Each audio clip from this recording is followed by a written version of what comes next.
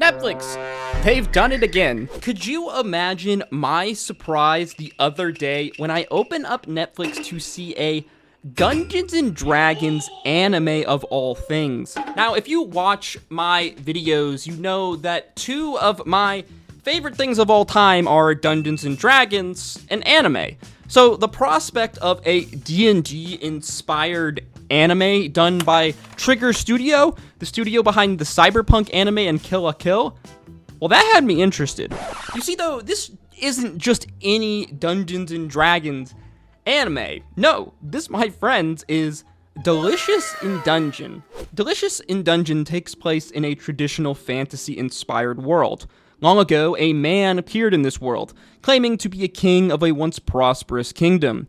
His land is held captive underground by an insane magician. To whosoever defeats this magician, he will gift everything his kingdom has to offer. As such, groups of adventurers begin delving deep within the dungeon in search of this lost kingdom, treasure, and glory. Our story follows one such group of adventurers: Laos, the human warrior, Marcel, the elven mage, and Chilchuk, the halfling rogue.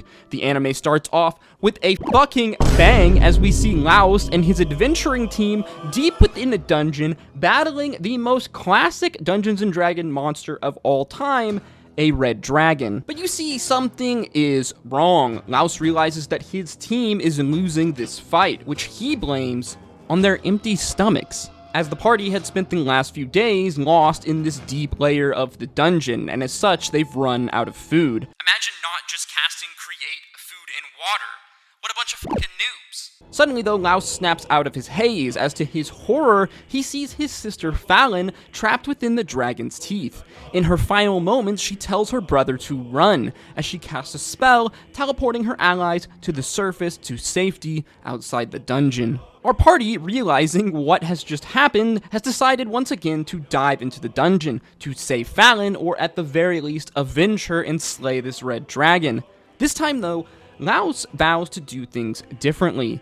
This time, they will never run out of food. They will never go hungry, as Laos declares, much to his party's dismay, that they will be eating monsters. Delicious in Dungeon, you see, is not really your normal take on a fantasy anime, let alone an anime that is very obviously inspired by early editions of Dungeons and Dragons. Delicious in Dungeon is primarily an action-adventure comedy focused on the art of cooking and food of all things, and I think that this is absolutely hilarious. While the primary story is driven by this group's journey to the heart of the dungeon to ultimately face the red dragon and possibly save Fallon, food is very much the primary theme, the core of this story, as our party constantly struggles to turn classic Dungeons and Dragons fantasy monsters into delectable meals. Early on in episode 1, we learn that Laos has had a secret love of monsters, from how they look,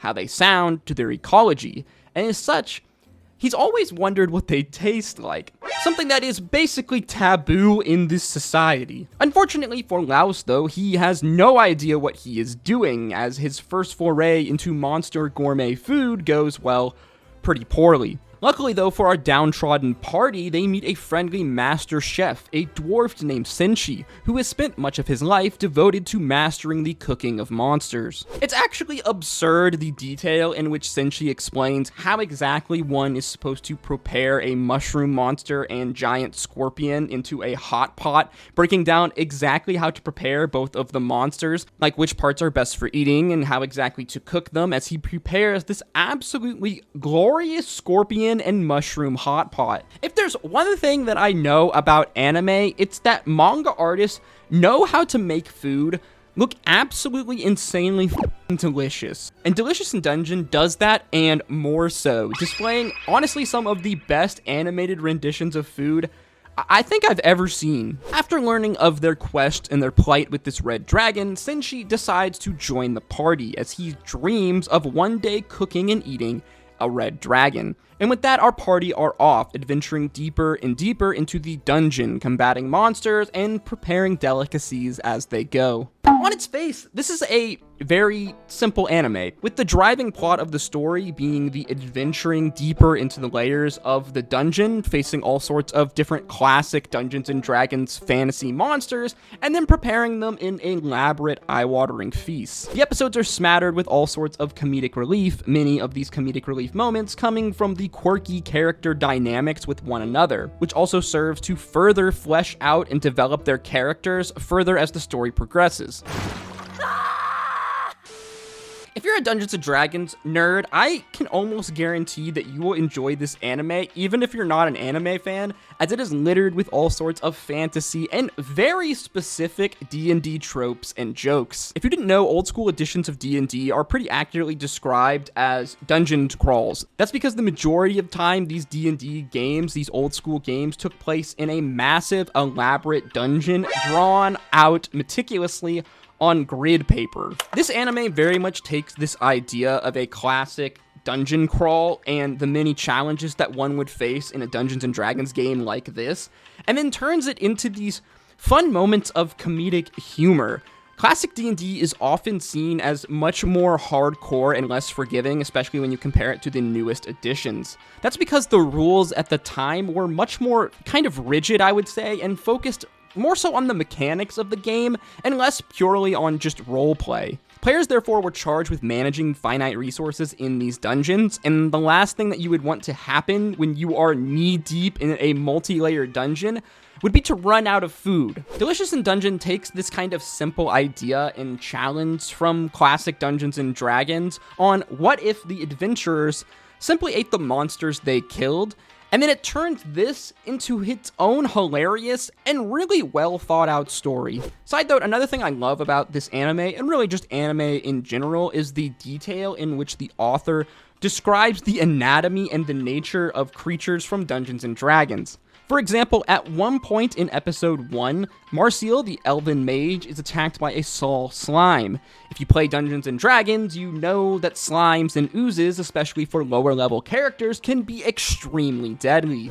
Marciel begins to panic as the slime slowly envelops her, but Senshi, the dwarf, with one flick of a knife, disposes of the creature, explaining that yes, oozes and slimes are deadly creatures, but if you know their biology and weak points, they can be easily defeated. It's then we get like a full detailed explanation on the biology of a slime, something that I was surprised to learn is relatively accurate to expanded Dungeons & Dragons lore, obviously with some literary flourishes for the anime and the manga. This level of detail is one of my favorite things about anime and manga as an art form. Whether it's an anime about soccer, science, ping pong, or even boxing, I love when an anime goes super deep on a topic and it's extremely obvious to the viewer that the writer is passionate about said subject and has done significant levels of research. This anime is super fun and quirky, and to me it really stands out from the copious amounts of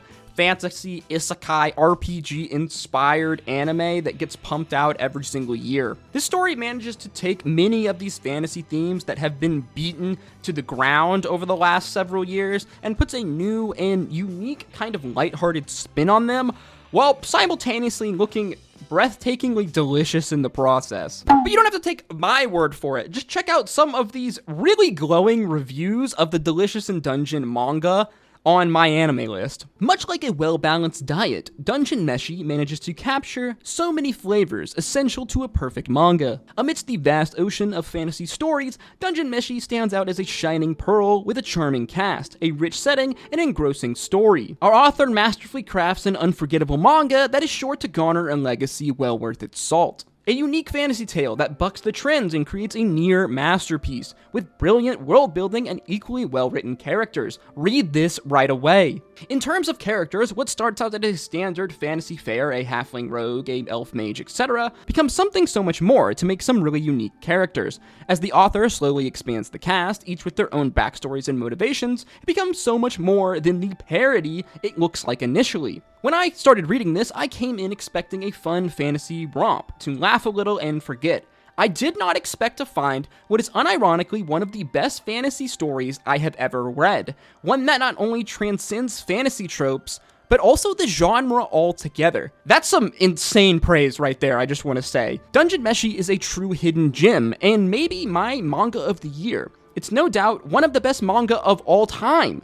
This is a fantastic story that I recommend to everyone. I promise it's not just a silly manga about food. It's a very serious manga about food, but much more. This is legit some of the highest glowing reviews that I've ever seen for like any manga ever. I have no idea if the anime is going to live up to the lofty heights that these reviewers have set for it, as right now at the time of recording, only one episode has been released of Delicious in Dungeon. What I can say though is that this anime is a delightfully fun take on a Dungeons and Dragons fantasy-inspired world. And whether you are a fan of Dungeons and Dragons or a fan of anime, or hell, maybe you're just a fan of food, I think that you will enjoy this show. And I have this really funny feeling that Delicious in Dungeon might just turn out to be one of the best anime that's released this year, but I guess only time will tell. As always, guys, if you did enjoy the video or learn something new, please make sure you like, comment, and subscribe. Let me know in the comment section down below, have you read or watched Delicious in Dungeon, and what do you think of it? As always, guys, thank you so much for watching and continuing to support me, as your engagement on these videos does help to put them into the algorithm. Real quick side update, yes, if you've watched some of my videos before, you might have noticed that the name of the channel has changed. For logistical reasons and hopefully the long-term growth and health of the channel, I've decided to rename the channel from FraudOnTheTele to Fin Films. Outside of that, nothing really is going to be changing on the channel, but for more information on updates to the channel, go check out our update video that we released yesterday. As always, I hope to see you in the next one. Drink your water, hug your mother. Until next time, peace,